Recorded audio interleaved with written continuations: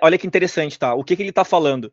Que o Corinthians, ele abre bem os laterais e os zagueiros também, você pode ver o volante posicionado para dar amplitude e justamente confundir essa primeira linha de marcação para que o zagueiro faça esse passe entre linhas.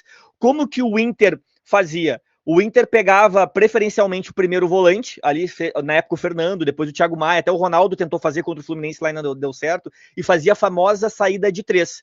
Quem dava essa amplitude na primeira linha eram os zagueiros, o volante vinha nessa linha, recebia a bola e aí tentava construir de trás. Mas por que não era efetivo na jogada do Inter?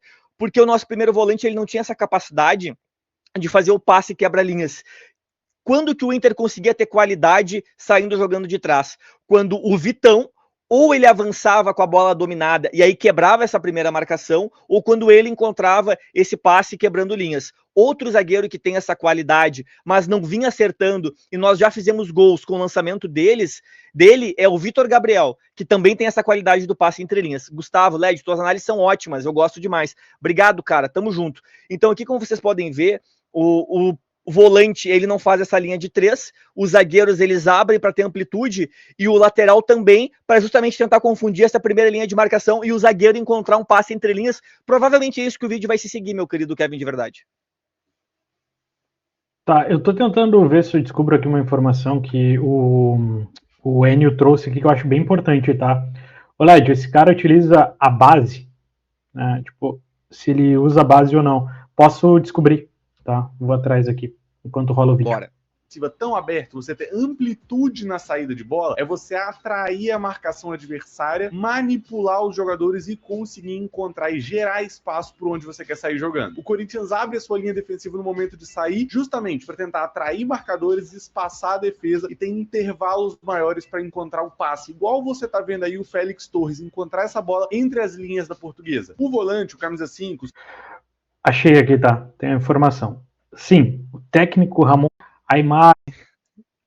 Então, exatamente. Léo, tamo vai junto. estar fazendo essa função, ele vai ter um pouco mais de protagonismo e uma outra variação que a gente também vê o Ramon Dias executar. Ao invés do 2+3, um 3+2. E como que isso funciona? Geralmente esse 5 ele baixa um pouco mais para participar junto do zagueiro. Essa sim, ser uma opção Kevin, a mais por ali e ajudar a gerar. dá um pause aí por gentileza, ó. Tu vê que já tem uma variação do esquema tático aí. Ele faz aquelas saídas com os zagueiros buscando o passe entre linhas e os laterais dando amplitude para confundir a marcação. E aqui nós estamos vendo uma variação onde o camisa 5 vem buscar essa bola mais próximo do goleiro para iniciar as jogadas lá de trás. Os zagueiros abriram bem na área e o camisa 5 veio buscar essa bola. Os laterais estão mais projetados também para tentar aumentar a amplitude de campo do time do Corinthians, né, se espaçar. É bem interessante. A Tami, nas coletivas, ele é como? Dá para entender bem o que ele fala, tem um leve trauma com isso. Pois é, o Cudê a gente não entendia, mas tem técnicos argentinos que a gente entende melhor, é só quando eles têm boa vontade, né? É só eles querer. Pode dar play aí. A superioridade numérica contra um adversário que muitas vezes vai marcar com 2 jogadores. E aí nesse desenho o propósito muda. Os laterais vão continuar pisando na linha lateral, mas vão avançar mais pro campo de ataque. E os outros meias que a gente deu ruim, hein?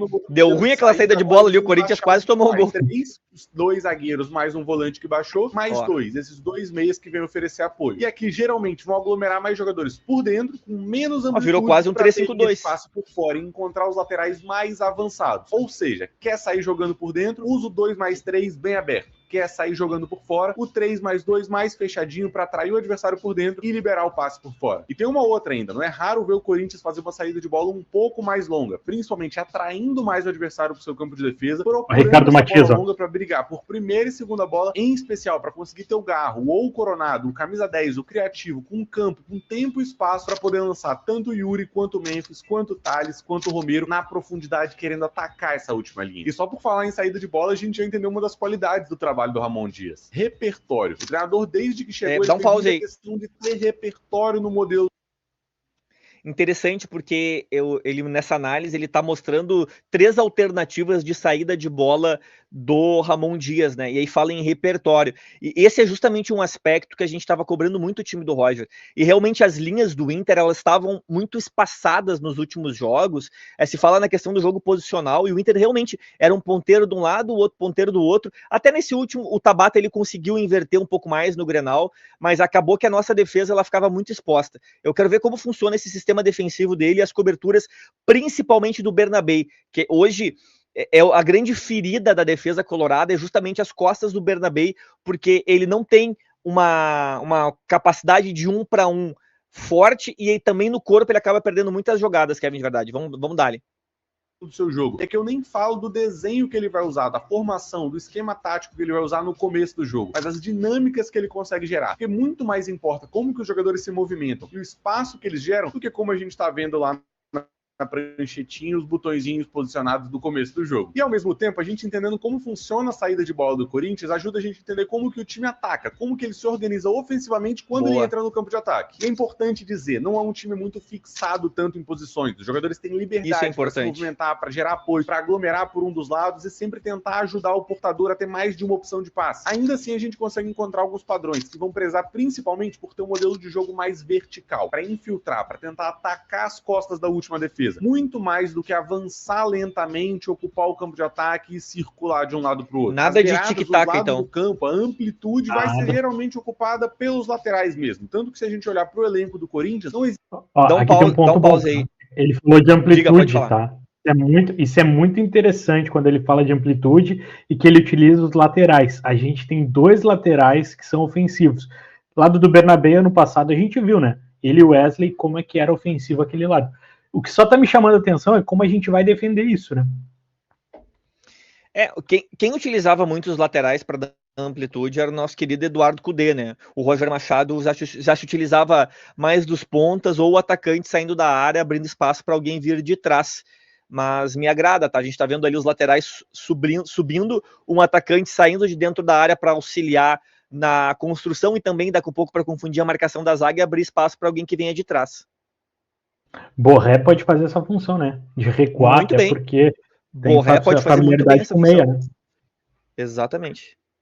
Existem tantas opções de pontas dribladores assim. A torcida até pediu, mas o Ramon Dias não viu tanta necessidade. Preferiu investir em bons laterais, acreditar nos jogadores que tem, que são jogadores que vão conseguir tanto atacar com qualidade, quanto baixar depois defensivamente e ajudar o time a se organizar. E quando a gente olha para a qualidade dos jogadores, isso fica claro. Mateuzinho e Matheus Bidu, 2 laterais com muita força, muita imposição para conseguir ultrapassar, chegar no campo de ataque, quase que fazer um papel do ponta, não o ponta driblador, mas o ponta que vai até a linha de fundo para fazer o cruzamento e depois também baixar numa linha de 4 e ajudar a defender. Nesse 4-3-1-2, a gente vai ter a figura do volante, que eu confesso que com bola nem sempre ela é tão participativa. No meio a gente vai ter 4 jogadores e 3 posições diferentes, que para fins didáticos eu vou chamar o camisa 5, o central, de volante, os 2 jogadores um pouco mais lateralizados de meias, e o jogador na frente, o Coronado, o Garro, de camisa 10, beleza? O volante... Dá um pause aí só, Kevin. Participação assim com...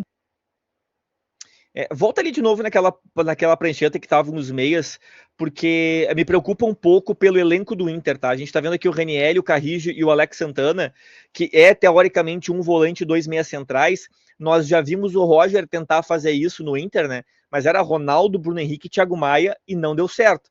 Para que isso funcione, tu tenha meias centrais, tu precisa ter o camisa 8 de intensidade. Aí nós temos o Alan Rodrigues, que eu ainda tô em dúvida, tá? Se o Alan Rodrigues ele é uma usina para acender uma vela, ou ele é mais um daqueles jogadores que foram prejudicados por um esquema tático do Roger que não funcionava mais. Então acho que o meio de campo do Inter, vamos botar aqui hipoteticamente, se a gente conseguir retornar o Fernando, tendo um Alan Rodrigues, aí assim essa qualidade sobe. Mas por favor, né, a gente não quer ver mais Bruno Henrique e Thiago Maia nesse time, porque daí os caras jogam de calça jeans molhada, Kevin, de verdade.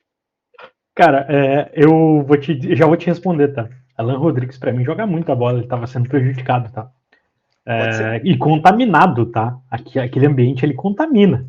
Então, tomara que mude isso. Né? O Coronado, o Garro, de camisa 10, beleza? O volante nem sempre ele vai ter tanta participação assim com bola, em especial quando o Corinthians quer fazer essa saída em 2+3. Agora, os 2 meias, eles têm um papel mais ativo, eles são grandes coringas e grandes trabalhadores desse time do Corinthians. Eles quem muitas vezes vão oferecer linha de passe para receber o passe direto dos zagueiros. E tanto se a gente for ver a característica desses jogadores, geralmente são jogadores com posição física, com velocidade, com capacidade para cobrir o campo inteiro, menos jogadores com tanta criatividade. Dá uma reiniciada no chat da tela ali. Agora voltou, acho que tinha travado.